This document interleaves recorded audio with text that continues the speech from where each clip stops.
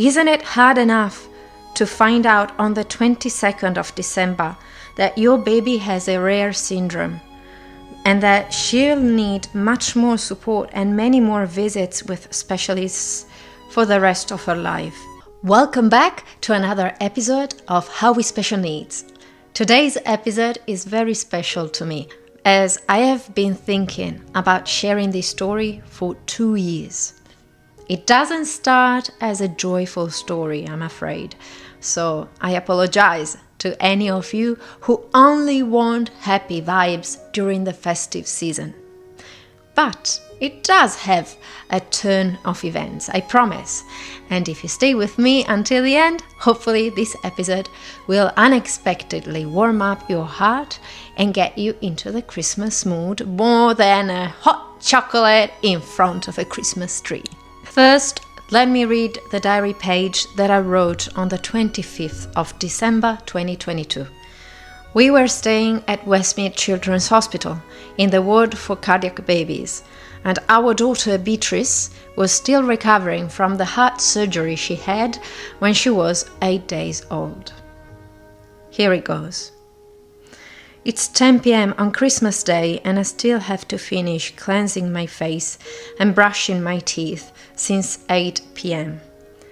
In these days, it's hard even to find the time to pee, between expressing milk, reminding myself to eat and drink, otherwise there's no breast milk, and trying to settle my baby girl Beatrice. She's not even 4 weeks old and she's been having episodes of withdrawal from morphine.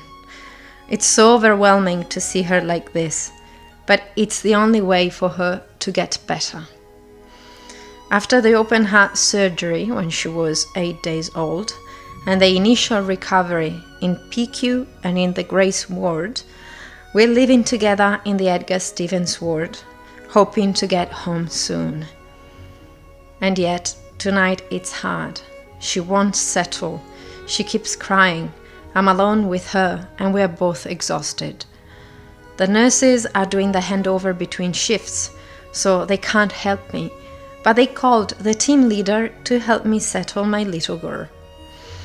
She comes to the cot, sits my baby up, starts patting her on the back quite harshly, although my newborn likes a softer touch, and then she vigorously puts the pacifier in Beatrice's mouth. I tell her that Beatrice has Kabuki syndrome and has hypotonia, so she can't suck on the dummy for more than a few seconds, especially if she's upset. The team leader is not listening to me. She keeps that dummy in my baby's mouth, even though she's not wanting it, even if she's getting purple with all the screaming and she's trying to reject the dummy. It's too much. I can't stay there and watch. I approach my baby on the other side of the cot and I put my arm around Beatrice. Please, I beg. At that point, the team leader lets my baby go and says, "Well, then you do it." I'm trying to explain that she has a syndrome. You have never seen her. I have stayed with her for the past 4 weeks. I know what she likes and doesn't like, I say. She goes away, comes back with a blanket, and adds, "I've been working with babies for the past 22 years. I know my way around babies." And then off she goes, leaving me alone with my baby once more. Was it really necessary to get so offended by the respectful request of a concerned mother? Isn't it hard enough to be first-time parents and spend the first Christmas as a family in a hospital? Isn't it hard enough to see your newborn undergo an open heart surgery in bypass and know that she will likely need a similar surgery in 6 to 12 months? Isn't it hard enough to find out on the 22nd of December that your baby has a rare syndrome and that she'll need much more support and many more visits with specialists for the rest of her life? Being an experienced nurse shouldn't mean that you're always right, that it's your way or nothing. It should mean that you have seen so many families struggle with so many different issues that you can address their needs in multiple ways with respect and understanding. I'm tired, so tired of this. Whoa. Okay. It's incredible to see how reading these lines is still affecting me after 2 years. This is a lot to process, but I want to get to my final point, so I'll keep going. First of all, I completely forgot about the withdrawal from the morphine. That was nasty. Believe me, you don't want to see your baby withdrawing from drugs. That's awful. If I could just go back in time, like the ghost of Christmas past, I'd love to give a big hug to myself back then and tell her that she's doing a great job. She's a different Minie from who I am now. She was a nice girl, that Minie. She was sweet, always apologetic, not the Minie I'm now. But that's for another story. I also have to add to this page of diary that the day after, I complained about this nurse to the nurse manager of that ward. Although she apologized to me for the unfortunate episode, she concluded that sometimes different personalities don't get along well. I will not comment on that. I will just limit myself to smile and say that she wouldn't have gotten away with that with the Minie of Christmas present. But that's okay. As I said, I was a very nice lady back then. Let's move on. We need to get to the point. This memory has been very intense for me. That night has added an extra wound on top of the many traumas that I've had in my motherhood journey so far. And it happened on Christmas Day, so it's linked to one of the most important and meaningful festivities of our family and our traditions.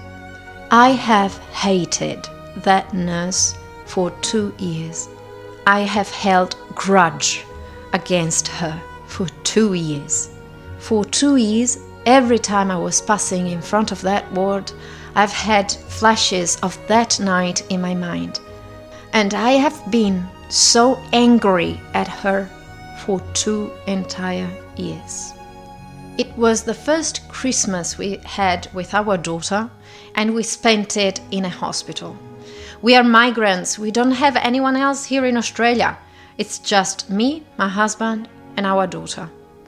We had to see our daughter poked by doctors since birth, attached to many machines and drugged with morphine, with her chest open for 2 days, and then withdrawing with high fevers, sweats, vomit, and restlessness. We were tired, scared, still completely in shock after the diagnosis of the syndrome, which was completely unexpected. And then on Christmas night, that nurse gave me that disgusting treatment and even got away with that. How is this fair? How is this acceptable? But it's Christmas, and Christmas means something to me. You guys might have noticed it or not, but I never talk about religion on social media. I'm no prophet. It is not up to me to spread truths and beliefs, and I tend to live my spirituality in the intimacy of my heart. This I will say though, I am religious, and Christmas to me means way more than presents and holidays. It is a time for me to pray for the gift of forgiveness. So today I want to ask for forgiveness and give forgiveness with an open heart. I want to accept that we are all human and we all make mistakes. I want to consider that maybe that nurse had a very bad day. Maybe she was heartbroken and she didn't realize how hurtful she had been. I want to forgive her no matter her circumstances. I want to move on and let go of a wound that year by year is destined to become a small, faded scar covered by the immense joy and love that our small family experiences every day. Finally, I want to ask for forgiveness, because I'm not perfect either. I ask for forgiveness from all those that I hurt. I ask for forgiveness for all the times that I pointed out people's limits instead of embracing their value. I ask for forgiveness because so many lovely nurses helped us during our stay at that ward, and I focused on remembering the one name of the nurse that hurt me instead of remembering the many names of those who helped me. I pray that Minie from Christmas yet to come will have learned to forgive more, will have learned to accept God's plan, will have learned to let go of grudge and resentment. And I pray for you all, my friends. May you all have a wonderful Christmas with your beloved ones, far, far away from hospitals. Stay safe. Ciao.